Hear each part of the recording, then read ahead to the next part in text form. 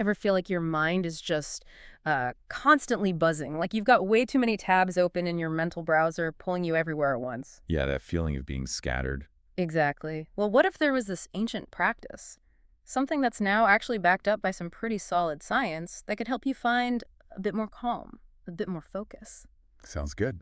Today, we're doing a deep dive into meditation. We've got some great sources, including a really comprehensive essay looking at its history, the different kinds, the science, and, how you might actually use it. Right. Our mission for you today is to get a clear, informed view on this really powerful practice without getting lost in all the noise around it. And what's really fascinating, I think, is how meditation has shifted. It's gone from these ancient origins, these spiritual roots, to become something pretty much anyone can use. Mm, A tool for, well, for mental, emotional, and physical well-being. yeah, It's so much more than just sitting quietly, isn't it? yeah. It's like a profound training for the mind, really. Okay, let's unpack that because I think a lot of people hear meditation and maybe think emptying the mind or something like that.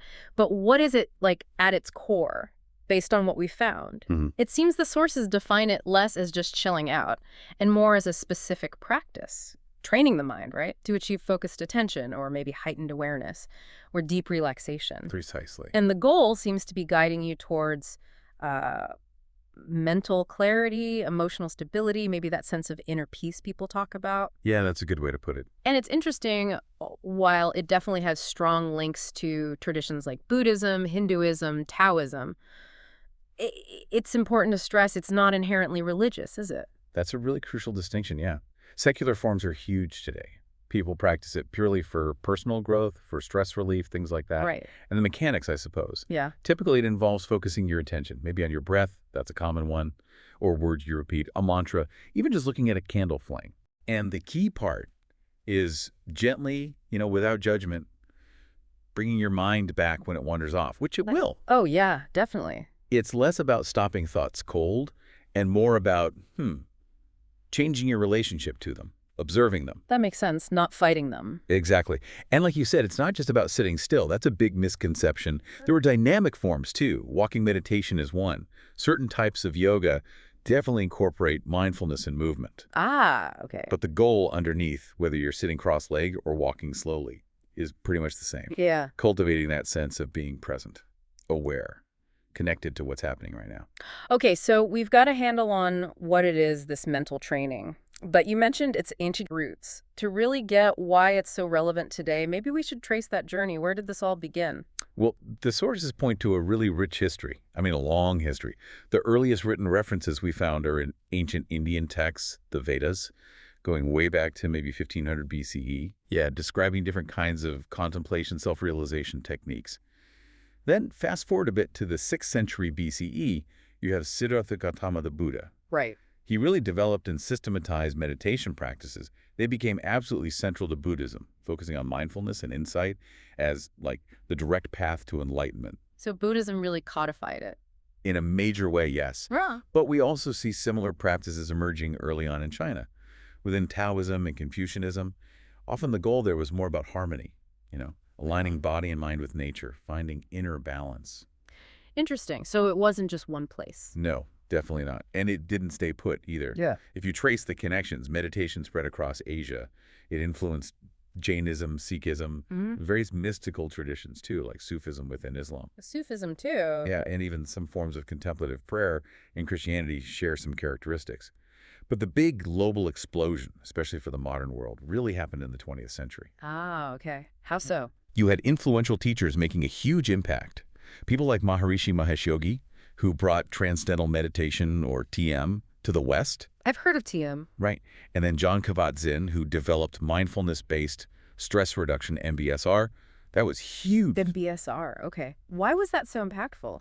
Well, figures like them, they translated it. They took some of the more maybe esoteric language out no. and framed it in terms of stress reduction, well-being, things that resonated with Western audiences. Made it accessible? Exactly. It shifted from being seen mainly as a spiritual thing to being a practical tool for improving your life. That was key. So given that long journey and how it's adapted, what does this mean for someone listening, maybe thinking about trying it? It's clearly not just one thing. Absolutely not. One size definitely doesn't fit all.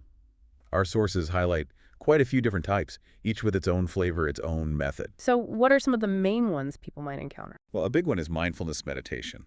It comes largely from Buddhist traditions.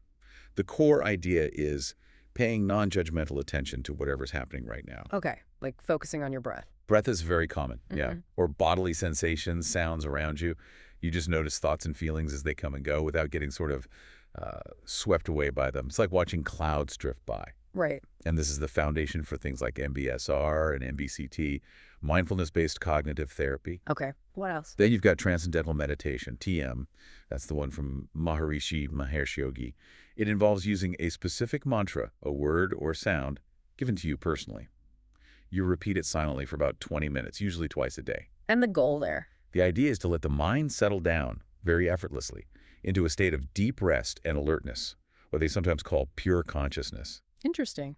Different approach. Very different. Then there's loving kindness meditation, or metta. This one's focused on cultivating feelings of warmth, kindness, compassion. How does that work? You repeat certain phrases silently.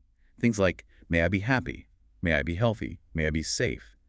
First for yourself, then you extend those wishes outwards to loved ones, neutral people, even difficult people, and eventually all beings. That sounds powerful for relationships. It really can be. Builds empathy. Yeah. Beyond those, you have things like Zen meditation, Zazen, which is very disciplined, focusing on posture and breath. Right, the classic Zen posture. Yes.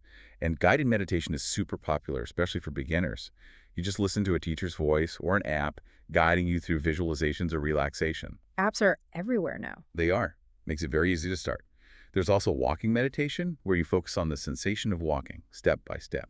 And even chakra meditation from Hindu traditions, focusing on energy centers in the body. Lots of variety. Wow. Okay, so plenty of options. Now let's get to the science part, because for some people, that's the real draw, right? The idea that this isn't just, woo-woo. Our sources suggest science is really starting to catch up. It really is. It's actually quite remarkable. Neuroscience in particular has jumped in. What's really striking is that studies using tools like fMRI scans the brain imaging ones. They've shown that regular meditation practice actually changes the brain physically. It's not just in your head, so to speak. Changes how? Well, it increases the density of gray matter that's like the processing centers in areas linked to attention, learning, memory, and emotional regulation.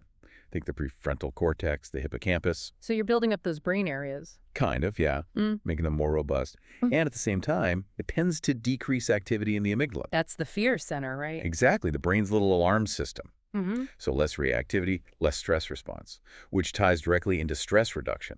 Studies show meditation lowers levels of cortisol, the main stress hormone. Okay, that's concrete. Very.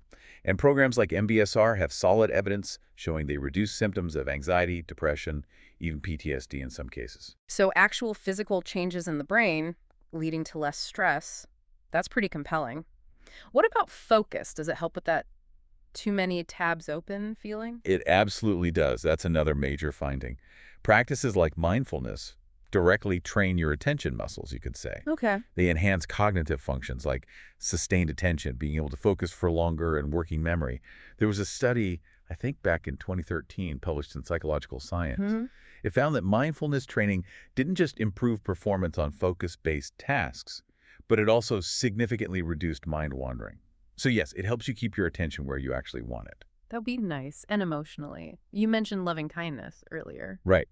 That specific practice, metta, has been linked in studies to increase positive emotions, more joy, gratitude, hope, also reduce depression symptoms, and, interestingly, greater feelings of social connection. Feeling more connected to others. Yeah, a 2008 study found it fostered compassion and empathy in a unique way. It's like training your heart, not just your mind.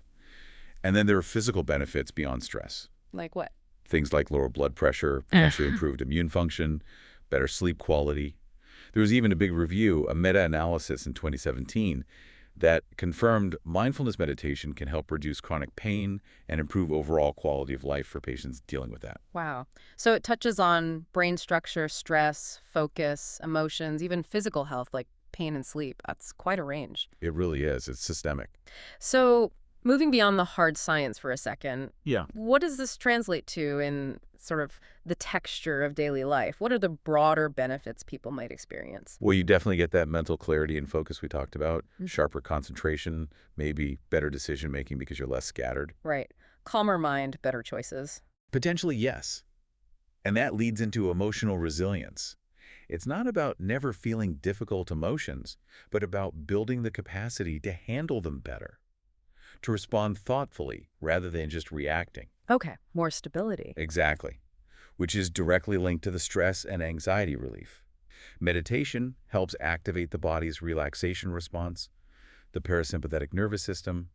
It counters that constant fight or flight state many of us live in. Yeah, that sounds familiar. And then there are the relational aspects. Improved relationships often come from cultivating that empathy and compassion we mentioned with loving kindness.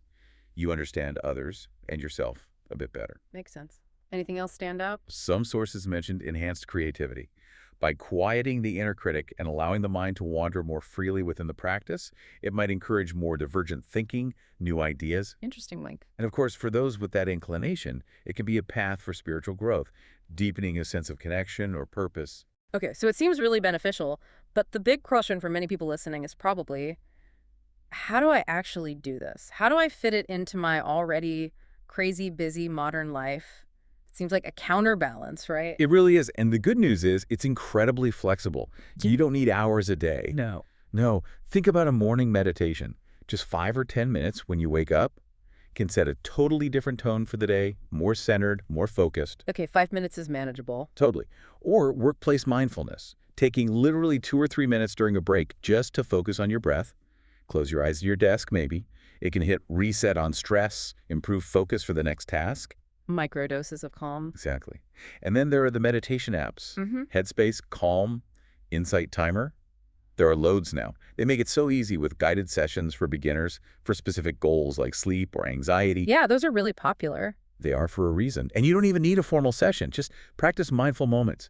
Pay full attention while you're drinking your coffee. Notice the taste, the warmth, or feel your feet on the ground as you walk. Bringing awareness to everyday things. Precisely. Turning routine actions into mini meditations. And finally, if you want more support, consider a group meditation. Hmm.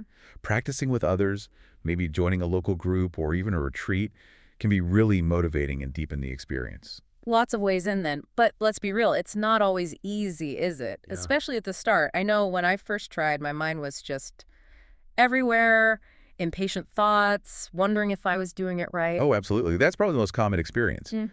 Beginners often struggle with the mind wandering constantly, feeling restless, maybe having unrealistic expectations like expecting instant bliss or a totally blank mind. Yeah, that blank mind idea is a big one. It is, and it's a misconception. This raises an important point. Meditation isn't about emptying the mind or stopping thoughts. That's pretty much impossible anyway. Right. It's about observing the mind, noticing the thoughts, the feelings, the sensations, without judging them, without getting tangled up in them. When you notice you've wandered, you just gently guide your attention back. That is the practice. The noticing and returning. Exactly. And you don't need hours. Yeah. Even short, consistent sessions, 5-10 minutes a day, can make a real difference over time. The biggest challenge isn't the wandering mind. It's usually consistency. Sticking with it. Yeah. Like any skill, any habit, it takes regular practice. So starting small, setting realistic goals, maybe creating a specific time and quiet space for it, those things really help build momentum and overcome those initial hurdles.